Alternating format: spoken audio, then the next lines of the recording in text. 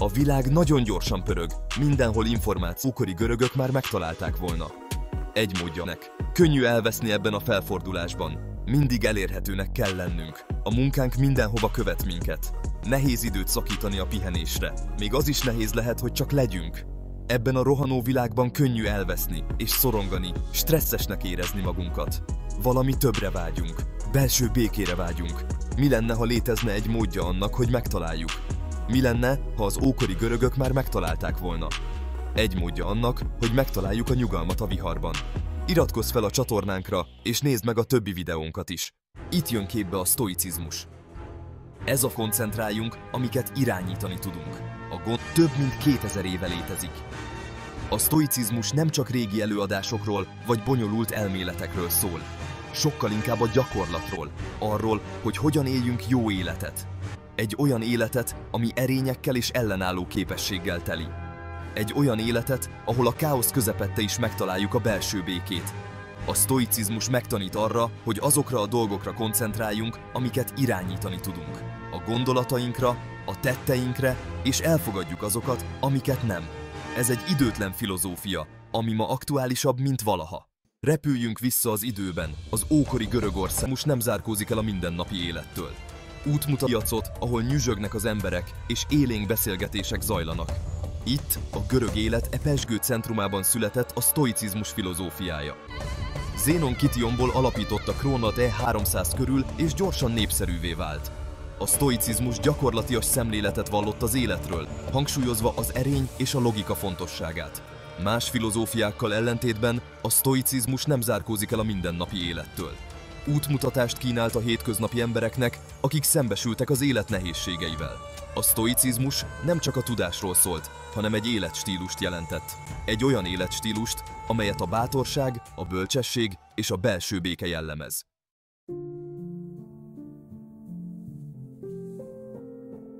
Beszéljünk egy kicsit Marcus Aurelius római császárról, és írásai olyan témákat érintenek, mint az erkölcskodója volt, és számtalan háborút vezetett, a békére a sztoikus filozófiában talált rá.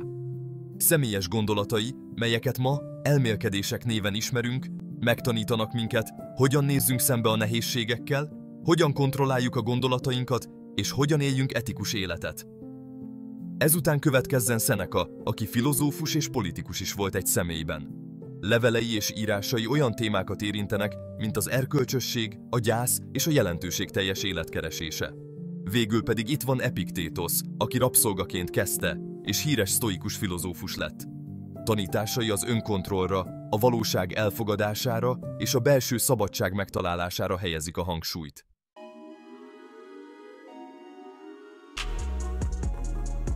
Ezek a sztoikus filozófusok, akik 2000, hogy több irányításunk van a dolgok felett, mint gondolnánk. Eztetnek minket arra, hogy mit jelent embernek lenni. Szavaik áthallanak az időn. A nehézségek, amikkel szembesültek, mint a veszteség, a félelem, az élet értelmének keresése mindannyiunk problémái ma is. Bölcsességük örök. Egy olyan világban, ami tele van zajjal és bizonytalansággal, a sztoicizmus olyan, mint egy világító torony a sötétben. Emlékeztet minket arra, hogy több irányításunk van a dolgok felett, mint gondolnánk. Irányíthatjuk a gondolatainkat, a reakcióinkat, és végül megtalálhatjuk a belső békénket. Ez a sztoicizmus legnagyobb ajándoma.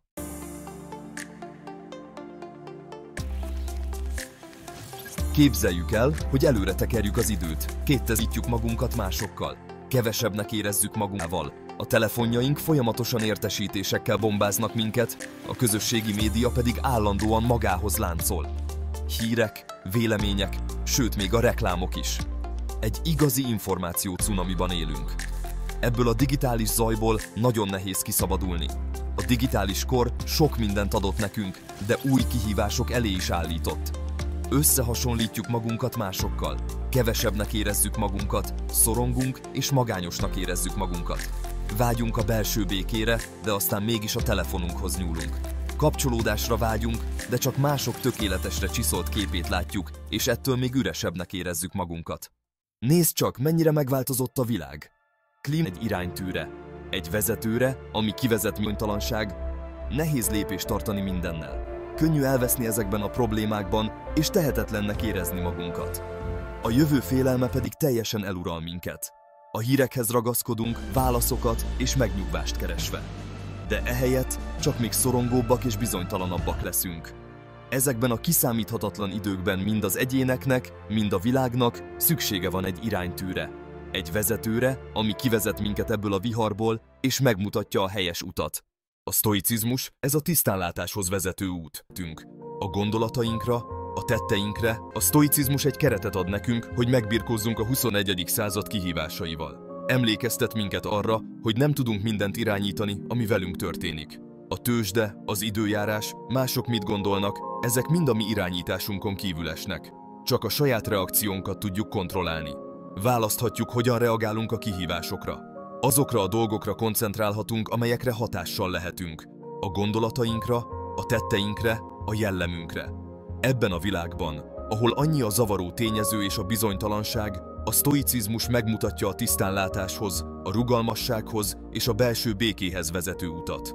A sztoicizmus erőt ad nekünk ahhoz, hogy még a nehéz időkben is megtaláljuk a nyugalmat.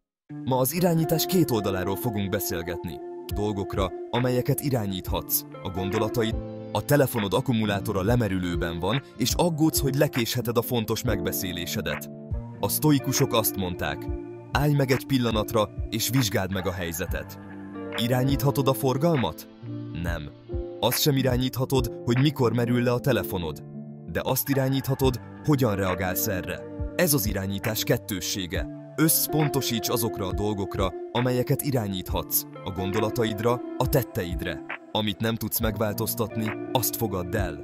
Ez a belső béke felé vezető út első lépése. Ez nem azt jelenti, hogy ne tegyél semmit, hanem azt, hogy gondosan válaszd meg a csatáidat. Az energiádat arra fordítsd, amit meg tudsz változtatni, és engedd el azt, amit nem. Ez az igazi szabadság.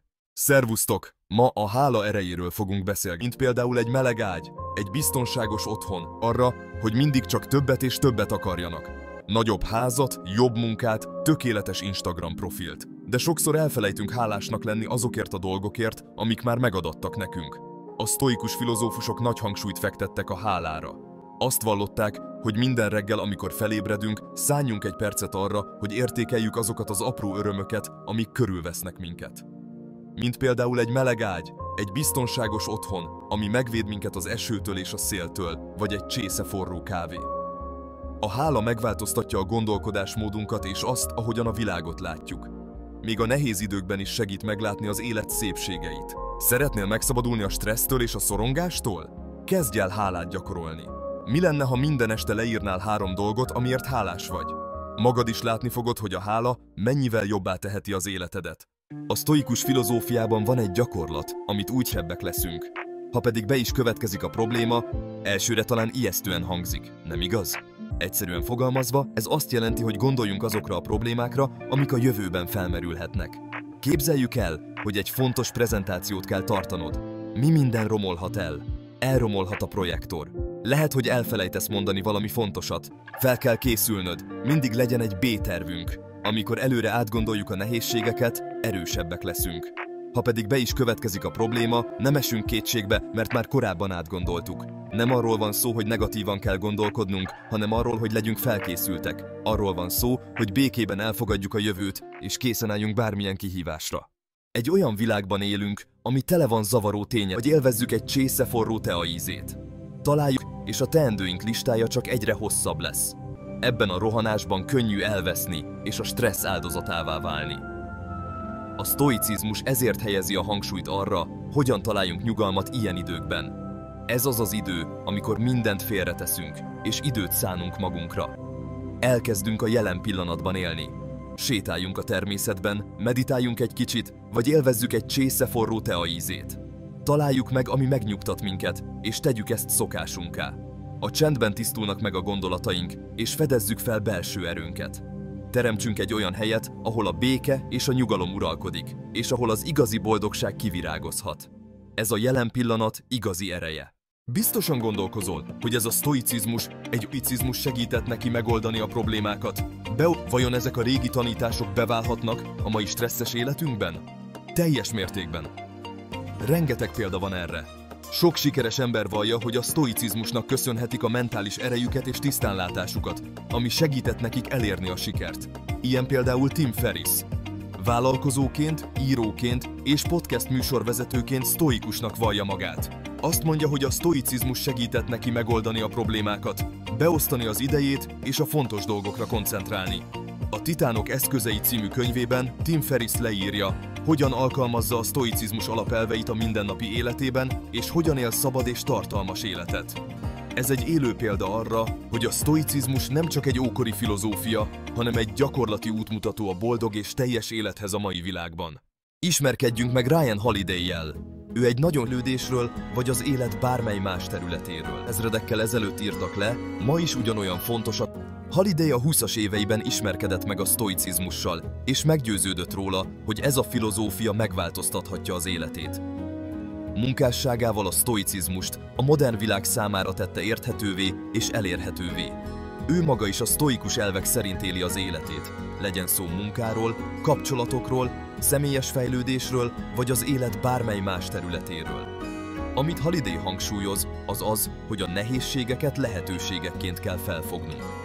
Szerinte a nehézségek az élet részei, de lépcsőfokként kell tekintenünk rájuk, amelyek segítségével fejlődhetünk és erősebbé válhatunk. És ez csak két példa a sok közül, akik a sztoicizmus bölcsességéből merítve értek el sikereket és találtak boldogságra.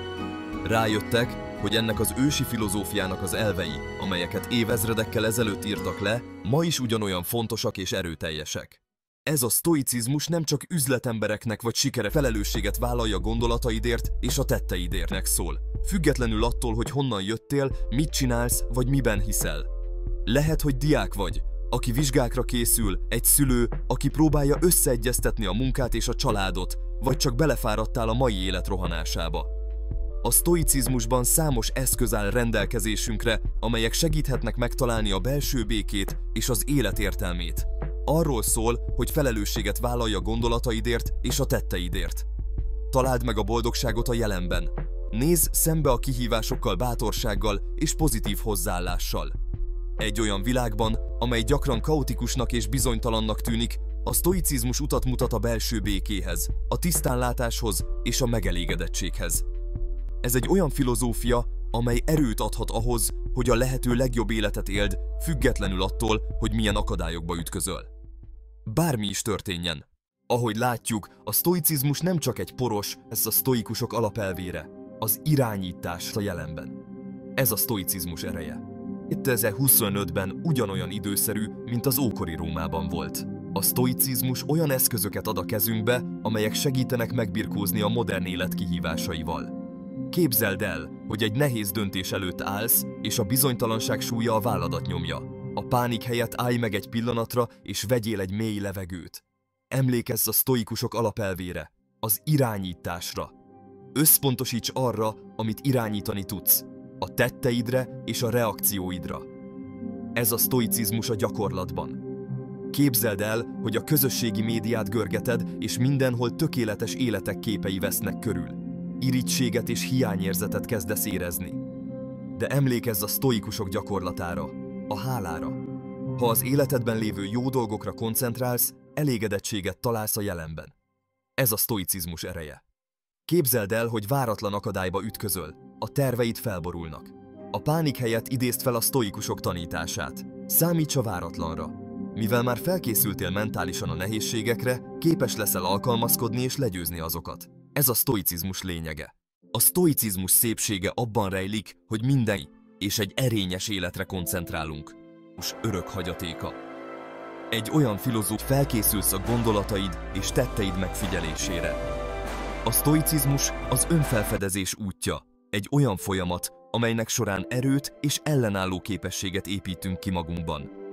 Ez azt jelenti, hogy a nehézségeket tanulási lehetőségnek tekintjük.